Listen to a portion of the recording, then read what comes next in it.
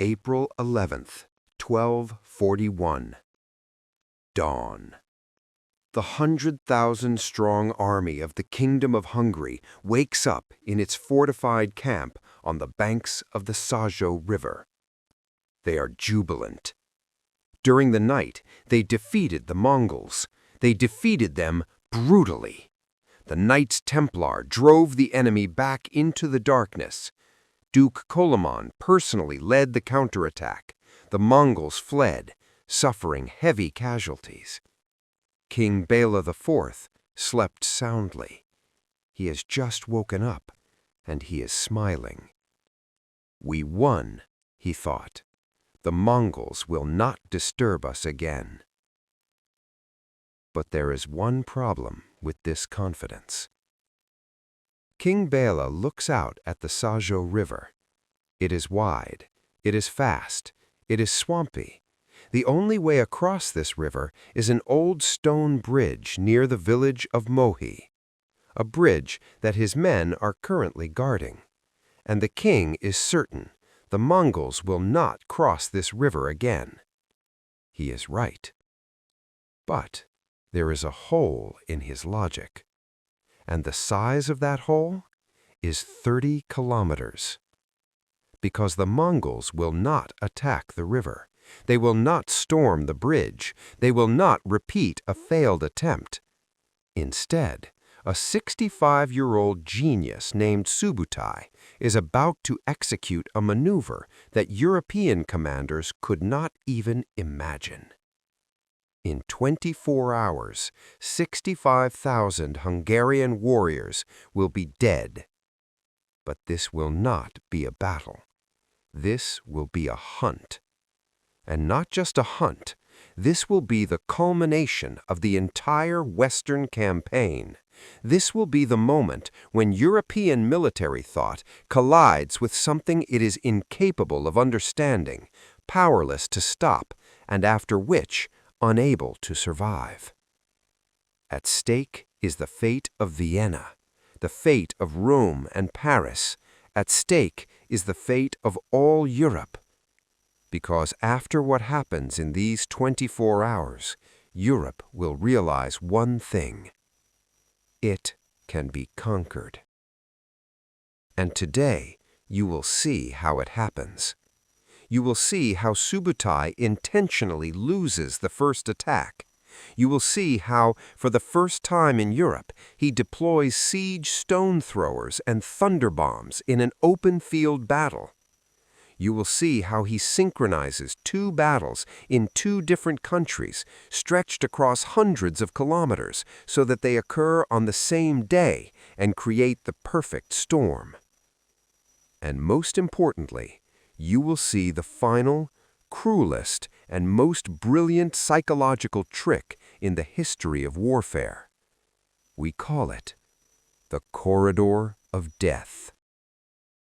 This is the fifth and final episode of our series on the genius of Subutai. In the first four, we saw his perfect diversions, his mathematical precision, his understanding of enemy psychology better than the enemy understands themselves. But today you will see not just a military genius. Today you will see the man who changed the course of history in a single night. A man who showed that psychology is more important than armor, that geometry is more important than courage, that a single calculation can erase an entire army. Let's begin. April 9th, 1241. To the north, in Poland, the smoke clears over the field of Legnica. Subutai's northern flank was secured. The army of Henry the Pious is destroyed. 9 sacks of ears have been collected. The army of King Wenceslas, 50,000 Czechs, is paralyzed by terror and will not move from its spot. The diversion worked. Now Subutai could turn around and deliver the main blow. His target, Hungary, was right in front of him. King Béla IV had not been sitting idle. He had assembled a colossal army. 100,000 warriors, the flower of Hungarian nobility, heavy cavalry, Croatian corps under the command of the king's brother, and even detachments of Knights Templar. Béla IV was waiting for Subutai. He was waiting for him on the western bank of the Sajó River. The location for defense was chosen perfectly. The river was wide, fast, and marshy. The only reliable passage was the old stone bridge near the village of Mohi. King Béla's plan was the embodiment of European defensive tactics. He positioned his 100,000-strong army in a giant fortified camp on the plain, a wagonburg. The camp was surrounded by chains and hundreds of wagons, transformed into an impregnable fortress, and he ordered his best troops to guard the only bridge. Béla was cautious. He was confident in his defense. The Mongol cavalry, he thought, could never break through the river and attack his fortress. Leading the defense of the bridge stood the most aggressive commanders, the king's brother, Duke Koloman, and the master of the Templars. They thirsted for battle. They did not know that Subutai would give them exactly the battle they wanted. Before giving them the one they could never imagine. King Béla IV thought he knew where Subutai would attack. He was absolutely right. The only bridge, the only way to cross the river. The royal logic is flawless. But there was one hole in his plan, and the size of that hole is 30 kilometers. Because Subutai knew about the bridge just as well as King Béla did, and Subutai made a decision that European commanders would not have been able to even conceive. He decided not to storm that bridge. He decided not to repeat the night attack. He decided not to beat his head against a stone wall guarded by the best knights of Europe. Instead, he executed a maneuver that would not happen at the bridge, a maneuver that would happen in the darkness, in the swamps, 30 kilometers from the place where King Béla was waiting for the attack. And when the sun rises, the king will realize one thing. His greatest defense is his own grave. The night of April 10th. Dark.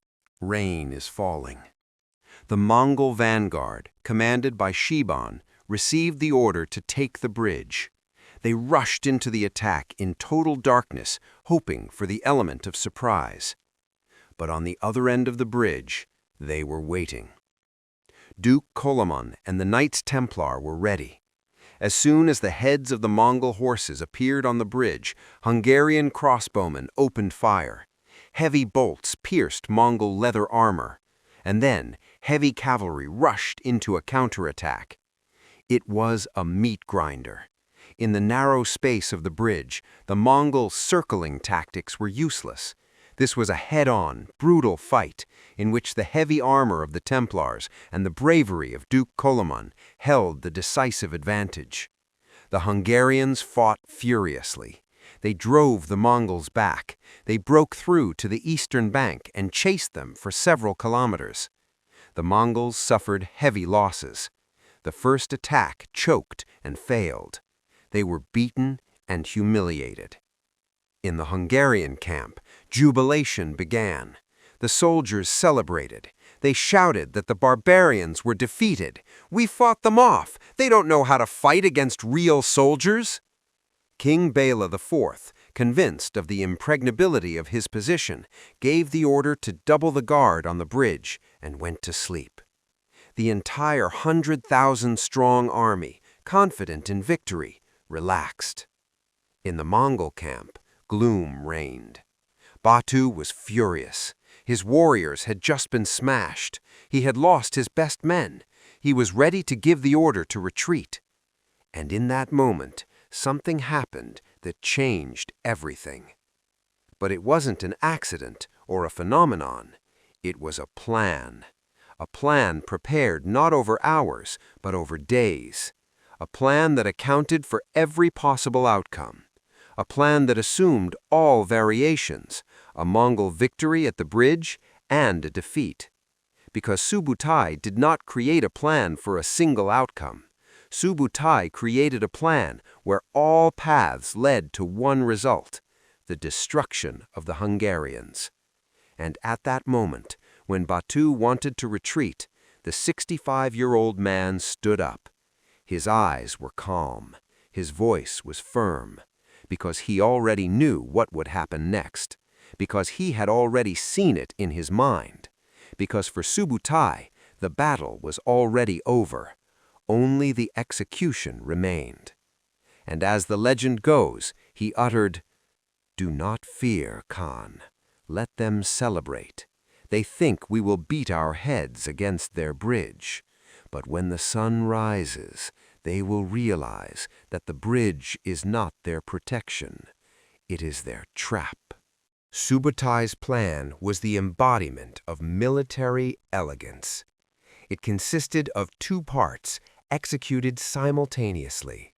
Plan A, distract. Concentrate all Hungarian attention on the bridge. Pin them to this single point, forcing them to believe that this is the battlefield. Plan B, do the unthinkable. As soon as the Hungarians in their camp began to celebrate, 65-year-old Subutai personally mounted his horse.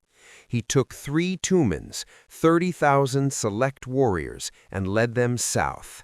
They moved in total silence, in pitch darkness. It was a march through unknown, swampy terrain, knee-deep in freezing spring water. They did not light torches. They did not make a sound. They simply dissolved into the night. Having found a suitable spot several kilometers downstream, Subutai gave the order. Mongol engineers, the very ones who had been captured in China, entered the water. All night long, they drove piles and erected a temporary pontoon bridge. By dawn, Subutai's 30,000-strong army had silently crossed to the western bank, into the deep rear of the Hungarian army. Dawn arrived, April 11th. Synchronization began. At dawn, the Hungarian bridge guards saw the incredible. The Mongols had not retreated. Instead, they rolled giant stone-throwing machines right up to the riverbank. King Béla was still sleeping in his tent when the roar rang out. This was the first time in the history of Europe that siege engines were used in a field battle. Batu ordered fire. Upon the defenders of the bridge, upon Duke Koloman's detachment, a rain of giant stones and, as we remember from Kaifeng, thunder bombs came crashing down. It was a technological shock. Crossbowmen and knights, unable to withstand this artillery barrage, were swept away. Their formation was broken. In that very second, Batu's Mongol cavalry rushed across the bridge and captured it. In the Hungarian camp, the alarm sounded. King Béla IV, awakened by the thunder of stone throwers, fell into panic. He saw that the bridge had fallen. He gave the order. The entire 100,000-strong army must immediately exit the fortified camp and attack Batu's Mongols before they could finish crossing. Thousands of Hungarian warriors, forming into battle order, rushed toward the river to throw Batu back. And at that very moment, behind the backs of their impregnable camp, thousands of Mongol war horns sounded. Subutai. He had crossed. He had closed the ring.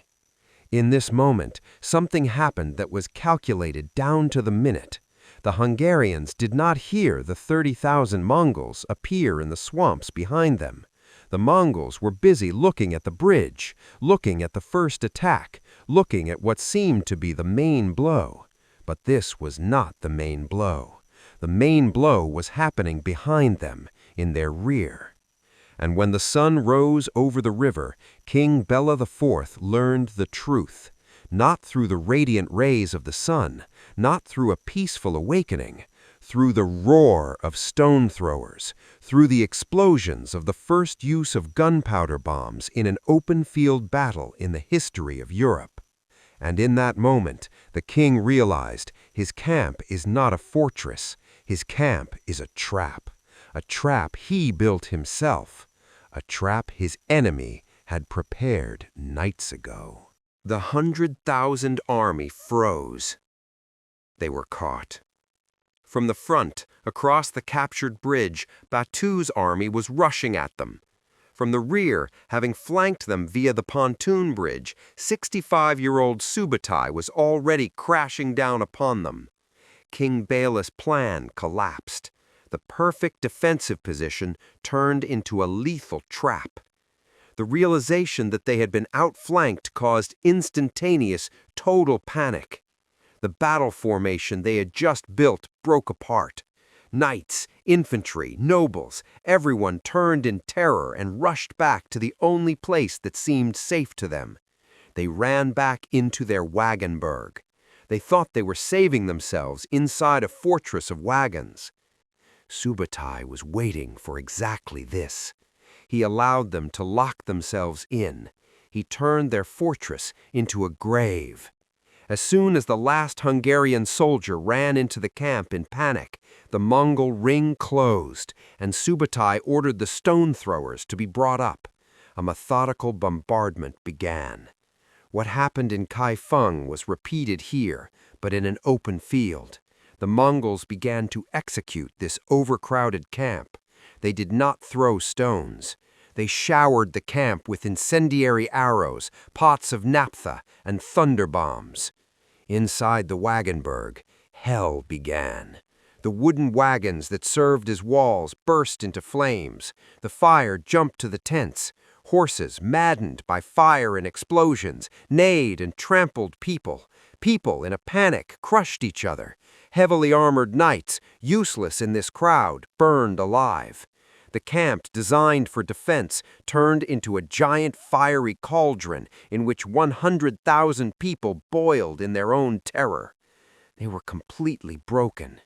Inside the camp, hell reigned. But this was not yet the final trap. This was not yet the moment of genius. Subutai looked at the burning camp, at the panic inside, at the people dying in the fire, and he knew one thing about human nature that European knights did not know. When a human sees death to the left and death to the right, when fire consumes him, when everything seems lost, his brain creates a third path, a path that does not exist, a path of salvation that only seems possible. But if you offer him a fourth path, real, visible, open, his brain will choose it instantly, because hope always defeats logic, and Subutai used this hope as a weapon. This was the cruelest moment of his genius, because what happens next will not be just a killing. It will be a hunt. Subutai looked at the burning camp. He saw that the Hungarians were completely broken. They were no longer an army. They were a crazed, burning mob. And he knew, a rat cornered will fight to the death. If he locked them in, they would fight out of desperation, and the Mongols would suffer unnecessary losses. And then, the 65-year-old genius applied his final, most brutal psychological trick. He gave the order. On the western side of the camp, in the direction from which the Hungarians had come, the Mongol troops parted ways. They intentionally, demonstratively left a gap, a wide, open corridor leading away from the river, away from the fire. They gave the Hungarians hope. Exhausted, burning, choking people inside the camp saw this path to salvation. It was a chance. And the 100,000-strong army turned into an uncontrollable torrent. Knights, nobles, infantry, everyone, throwing away heavy armor, shields, and swords to run faster, surged into this narrow corridor. They crushed each other just to break out of hell.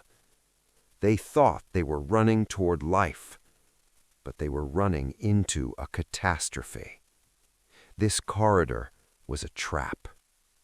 As soon as the running, unarmed, disorganized crowd was drawn into this gap, Subutai slammed it shut. Along the entire corridor, on the hills, they were already waiting.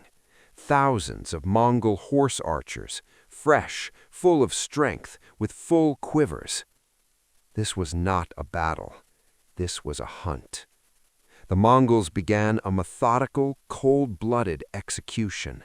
They did not attack. They simply rode alongside the running crowd and mowed them down.